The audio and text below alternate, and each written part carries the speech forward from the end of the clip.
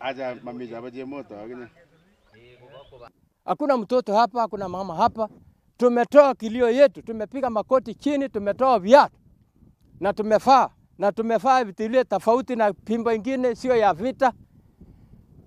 Tunaambia Kenya yote wawache kumwaga damu. Tunaombea wakubaliane na kitu chochote ambacho wanaongea, ikuwe ni makubaliano, na yale yote ambavyo wanaongea wasikue ni wale wengine wanatenganisha watu. Unajua sasa viongozi wasipoongea kwa maongelesho ama mambo ya mapangilio yale mazuri, watu watakosana.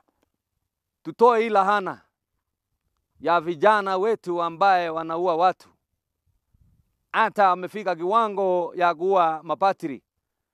Na nikasikia uchungu sana.